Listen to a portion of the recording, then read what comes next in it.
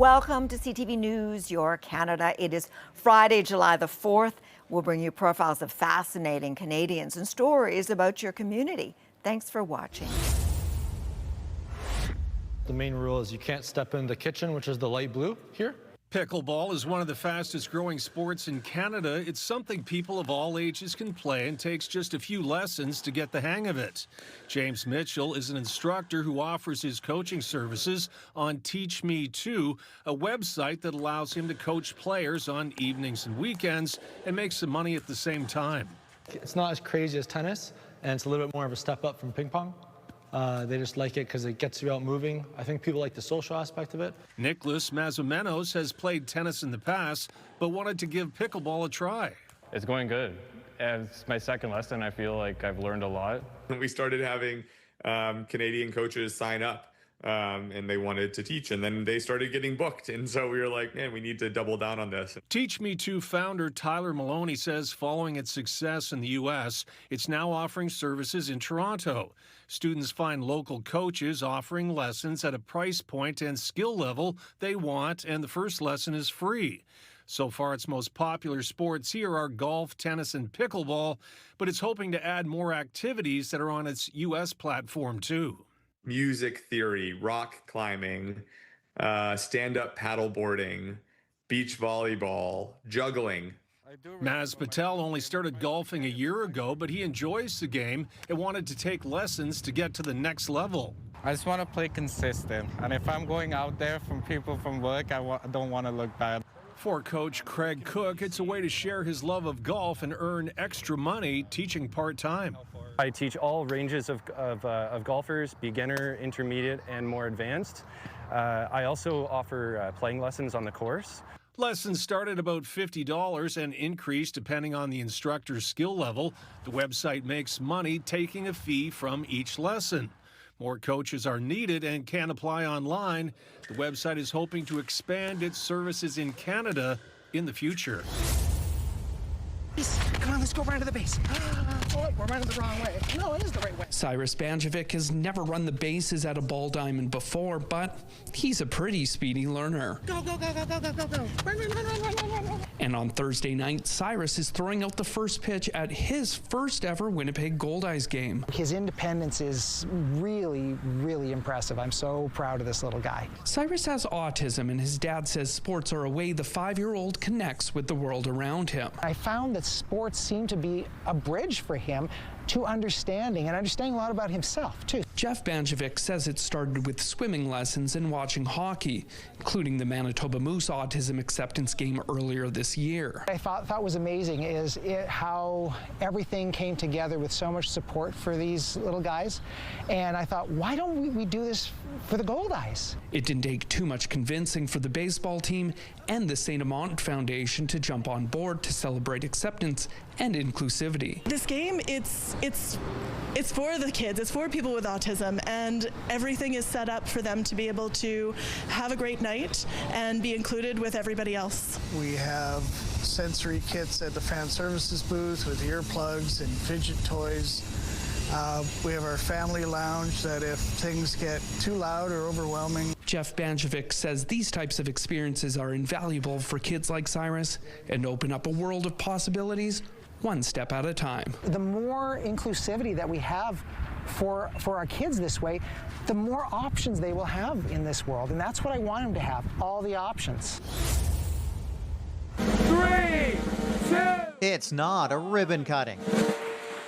This is a guitar smash, marking the opening of the Hard Rock Hotel and Casino, Ottawa. The day is finally here. Gordon and Michelle traveled from Kingston just for the opening, but this isn't their first time in a Hard Rock. This is number 180-something for us. Some very limited pins. The couple travels the world visiting many locations. And what do you think of this one? Oh, this is fantastic. Fantastic.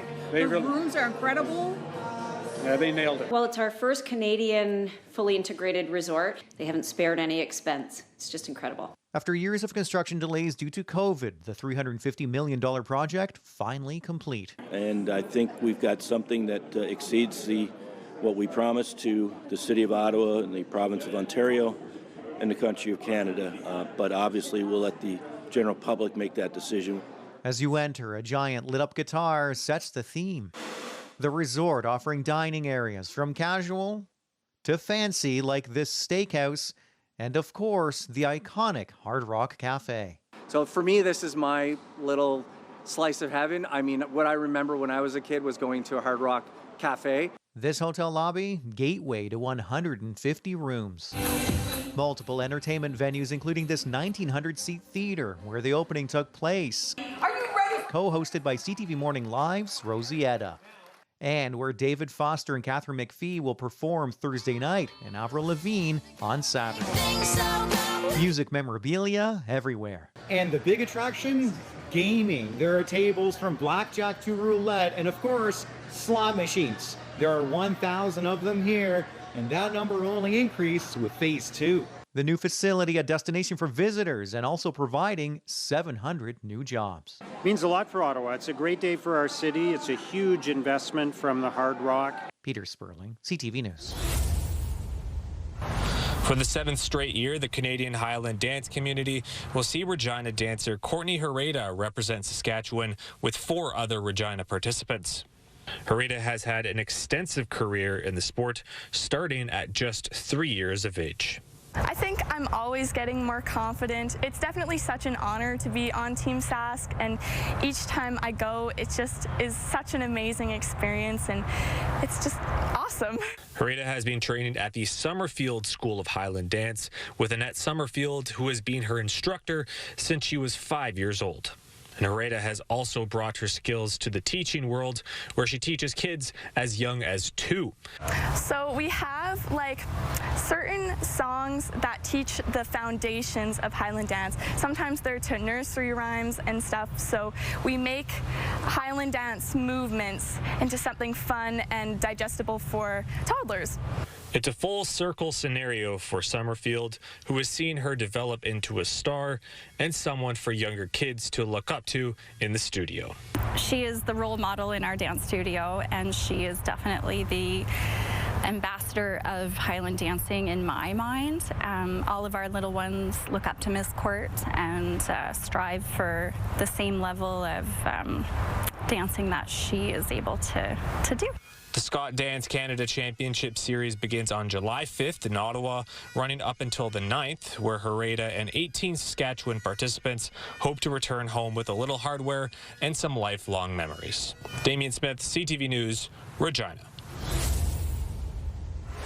Later this month, golfers are going to converge on the Idlewild Golf and Country Club to raise money for the Health Sciences North Foundation. The money will be allocated to mental health and addiction services. So mental health is a priority, and it's not something you can always see with the eye, but it's just as serious to us. And we see over 14,000 outpatients a year, and that number continues to rise. Dr. Riedu Koka is the president of the Sudbury District Medical Society, who is hosting the 9-hole tournament and dinner.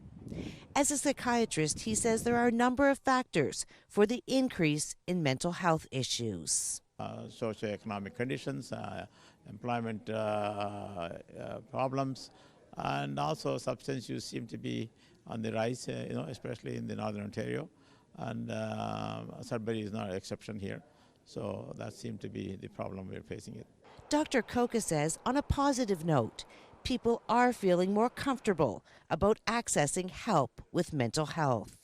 The stigma still exists, but much better now. People are educated. People seem to be coming forward more and more without that stigma being attached to their illness. Anybody can be ill. Money raised by the tournament will also support HSN mental health outpatient services in Blind River, Espanola, Elliott Lake, Little Current, and St. Charles. Alana Everson, CTV News, Sudbury. If fewer Maritimers are visiting the United States these days, there's a decent chance that includes people who live in First Nations communities. I am hearing a great discussion of our people not traveling and vacationing in the United States this year. Jeff Ward says that could include fewer people going south of the border this summer to pick blueberries to be sold back home, which has been a Migma tradition dating back generations, particularly trips to Maine. He says some have concerns about being held up at the border when crossing back into Canada. And there's always that issue of being challenged with the Jay Treaty. So, and it's that kind of issues that our elders, it's instilling fear into our elders. For October, I will be doing the Chicago Marathon. Jarvis Gugu does plan to travel to the United States soon and says he isn't yet aware of many people he knows canceling trips across the border to pick blueberries. Gugu points out, though, that as far as some Indigenous people are concerned, there is no border between the two countries. Is it colonially in Canada and in the United States? Yes, it is. But, you know, that's 1867 or 1776.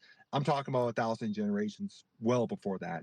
Ward says that while fewer people traveling to the U.S. could mean more visitation from everyone to Mi'kmaq communities in the Maritimes this summer, there's another reason from an Indigenous perspective that the current tension between the two countries is regrettable. In the time of reconciliation, we want to, you know, bring our nations together and work together as one. And it feels like it's not happening again. The Mi'kmaq blueberry harvest typically takes place in late summer and into the early fall. Ryan McDonald, CTV News. Today is where we're running the Parvo clinic.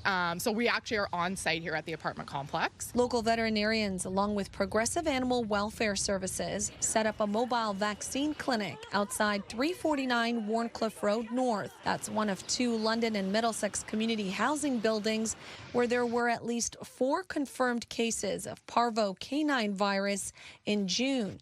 2 of the dogs had to be euthanized. Linda Armstrong, board chair of PAWS, an animal welfare charity, says they've been advocating for the past 3 weeks to get dogs vaccinated against the highly contagious and potentially deadly virus. We're feeling super about this clinic being here, about the way that people rallied to bring it, about the way that the vets stepped forward to give their time voluntarily. Dr. Trina Hancock, owner of Santa Adelaide Animal Hospital, says she volunteered her time, staff, and donated supplies because vet care is not accessible for everyone in the community. For us, it was sort of like, uh-oh. We have had dogs that have passed away from this virus. We know where it sort of originated. And more, I guess, the term outbreak is used just because the risk is there and it's so high. Organizers say 31 resident dog owners registered and paid $5 to get their dog tested for the virus. If negative, they were administered a combo Parvo and rabies vaccine. If positive, they were offered treatment on site.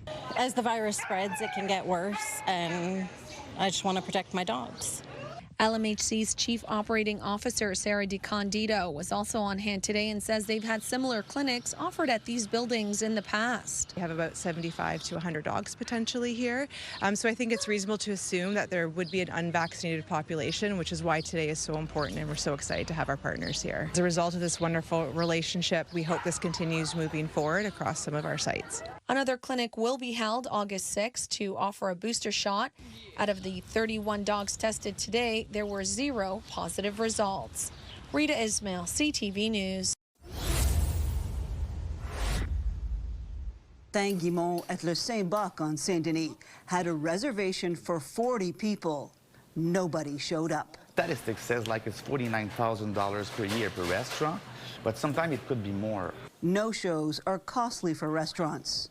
Chris Ann Nakis of the Sir Winston Churchill Pub Complex on Crescent says a lot of work goes into that reservation. The restaurateur has found the staff, cooked the food, ordered the liquor, changed his floor plan to accommodate the group of 10.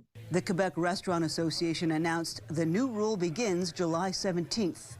Reservations for 2 people or more will require a credit card. We've been asking for this since a long time. We are thanking the Minister of Justice, Simon Jeannet-Barrette, that work on this matter to happen. So we are really happy about that. I think it's great.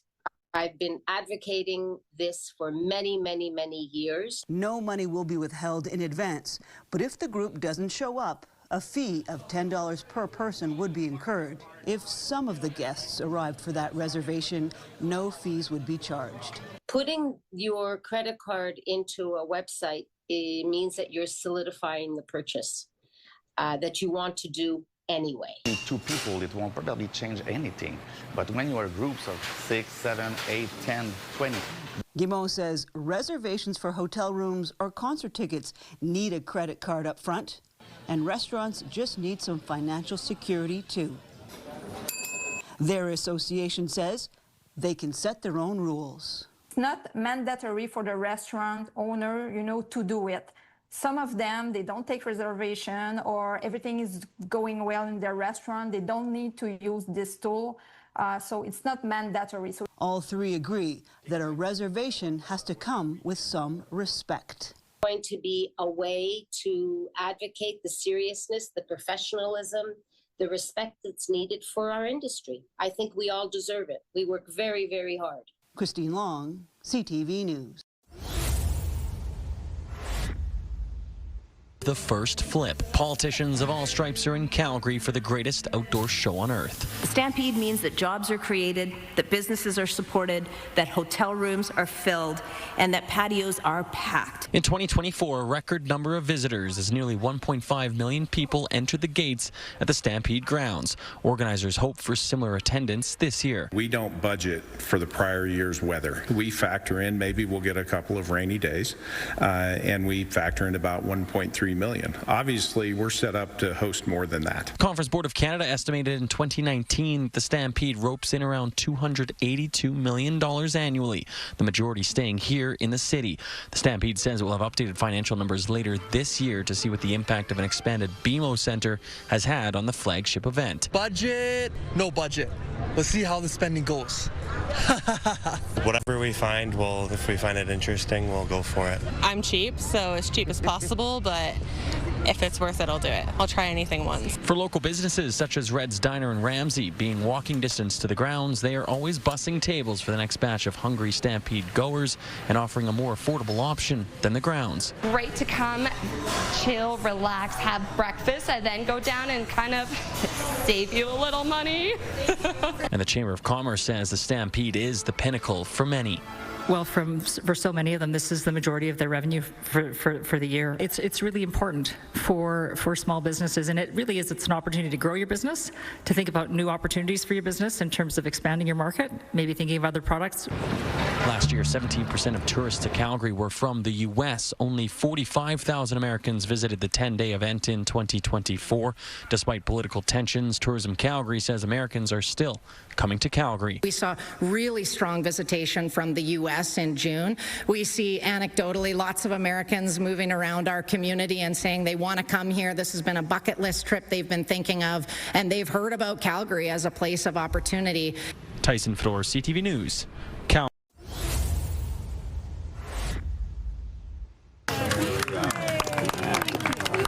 Shovels break ground on the site of EGAD's 2 new group homes in the Parkridge neighborhood. Each one will have 5 spaces for youth struggling with mental health and addictions. 16-year-old Rose Campo serves on the Youth Advisory Committee, which will play a role in designing and operating the new homes. She says EGAD's has helped her, and now she's excited to help others. I'm excited to see people who come from bad situations to really make that turnaround and do good for themselves, get a job, get their proper education, and really thrive. EGAD's executive director says having input from youth with lived experience has been beneficial. Society sees these kids as less desirables.